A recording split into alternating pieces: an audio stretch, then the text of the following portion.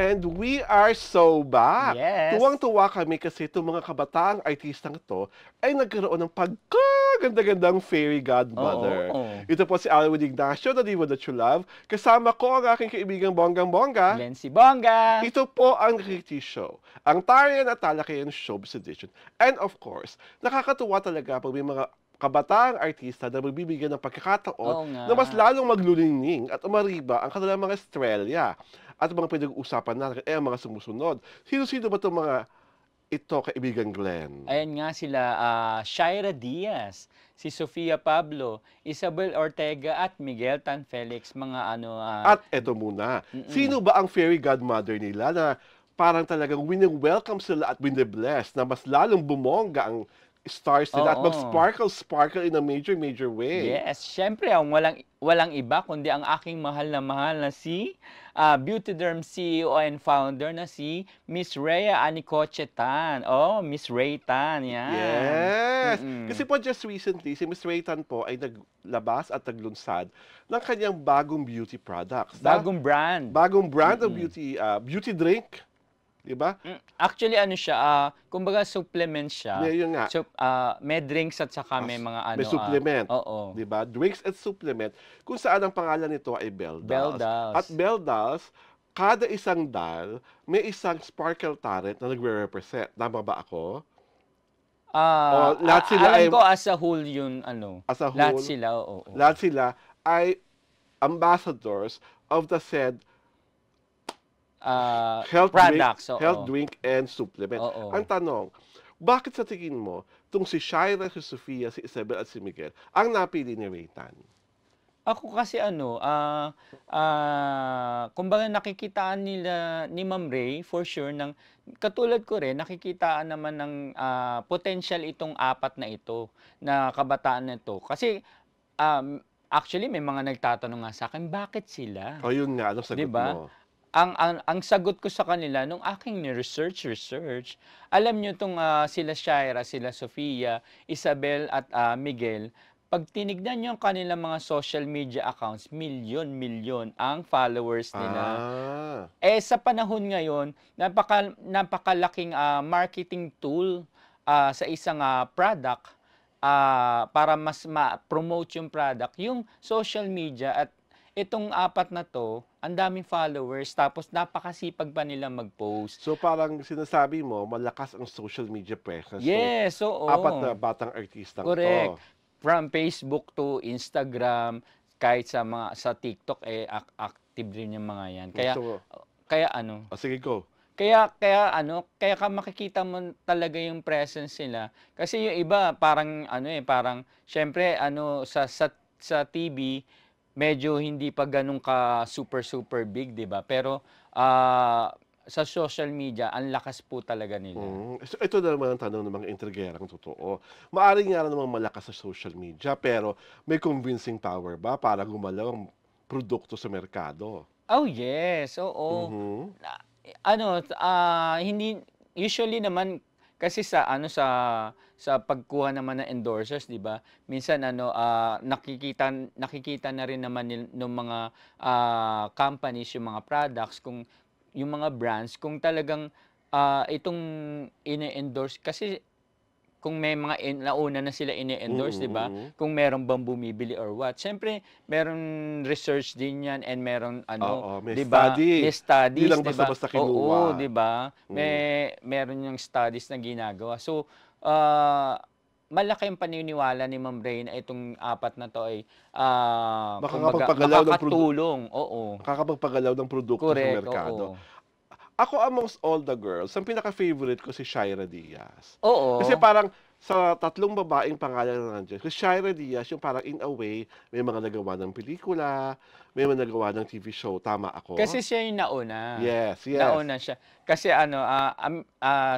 galing pa siya ng TV5 dati, then now nasa GMA na siya. Saka malaking tulong kay Shaira na part siya ng unang hirit.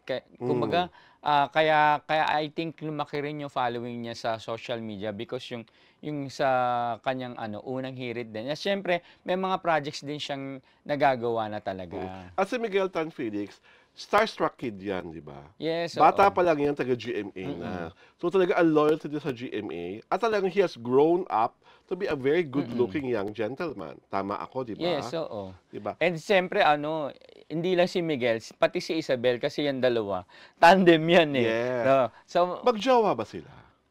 alam ko, O nagliligawan pa lang?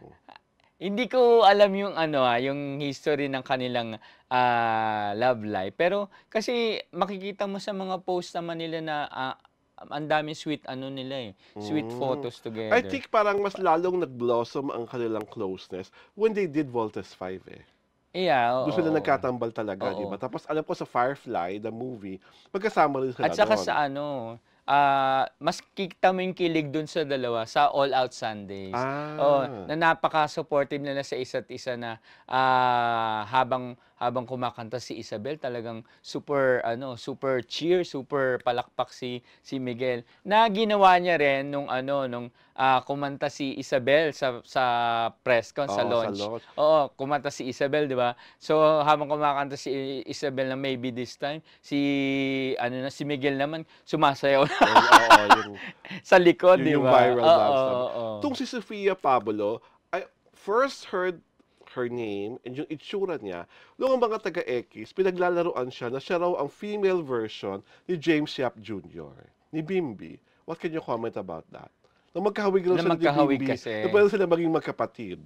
Pwe Si Bimbi yung panganay na lalaki, si Sofia yung kapatid, yung bunsong Puwede babae. naman kasi medyo chinito sila chinita-chinito sila, 'di ba?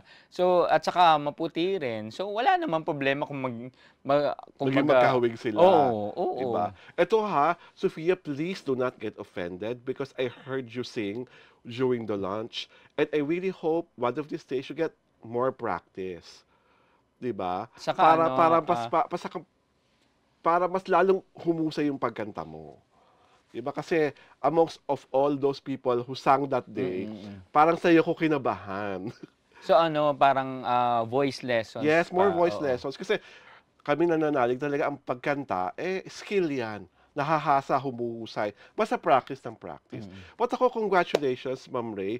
Kasi ako po, of the products that were given to us, try ko Bell na, dolls, oo. di ba, sa Bell Dolls, try ko na yung dark chocolate. Di Oo. ba? Ang gusto ko yung lasa niya kasi para siyang kalasa nung imported chocolate drink Yes, na oo. iniinom ko. Tapos, ang ginawa ko sa kanya for now, siya yung parang ginawa kong meal replacement. Halimbawa, wala akong lakad sa Yun nga labas. tawag doon, Pag ano wala akong lakad sa labas, sa gabi, yun lang ang iniinom ko. oo. Diba? Food replacement siya kaya 'pag yun lang ang ininom mo, puwedeng yun lang. Oo. At ang nakakatuwa, when you drink it, pagdating gising mo the next morning, Mm. wala kang pakiramdam na gutom na gutom na gutom ka. Ayun. Ako naman ang ginagamit ko na talaga at tinitake ko na yung kanilang Beldas na premium vitamin C. Oo. Ano Ah. kasi acidic kasi ako eh. So hindi puwede sa akin yung mga ascorbic acid, Mm, ganyan. mm. Eto ano, maganda yung vitamin C ng Beldals dahil hindi siya nakaka-acid, hindi siya Mm, nakakasakit ng tiyan. At mm. ano talagang feeling energized ka the next day kung medyo lugo-lugo ka, the day before. Talagang Mm. mararamdaman mo yung ano, So, yung epekto kaibigan niya. Glenn, sa mga taong curious sa Beldal, saan nila pwedeng kontakin ang Beauty Derm? Ayun siyempre ano, meron naman silang accounts, ang Beauty Derm at saka Bell Dolls mismo, meron na rin, social media accounts, ayan. Nasa Sa Facebook. Facebook, sa Instagram at saka sa TikTok. Meron naman mga ano diyan, may mga basket na puwede kayong ano, yung ano, Oo. yellow basket ba tawag dun? Na Sa three girls, sino pinaka-favorite mo? favorite, Oo. actually Yung ano nanaaliw ka?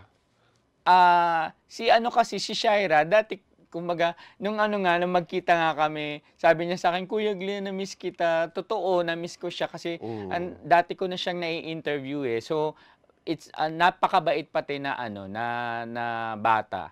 Yun yung oo. isang ano, isang quality na hinahanap ni Ma'am Ray sa endorsers din, dapat mabait. Hmm, Siyempre si Isabel kasi bago Bell Dolls, ambassador na rin ng Beauty Derm. Ano nakakatawa kay Shaira, ha? Going strong ang pagmamahalan Yun nila ni nga. Edgar Allan Guzman. At pareho silang Beauty Derm Yan nga, ambassador. natutuwa nga si Shaira at saka si Edgar na Edgar Allan Guzman na pareho na silang part ng Beauty Derm family. At thank you very much, Ma'am Ray, ha? Kasi talagang napakaganda ng gesture na ginawa mo na ikaw Yes. naging fairy godmother ng mga sparkle talents na ito. Kaya At mahal na mahal din ng press. Yes.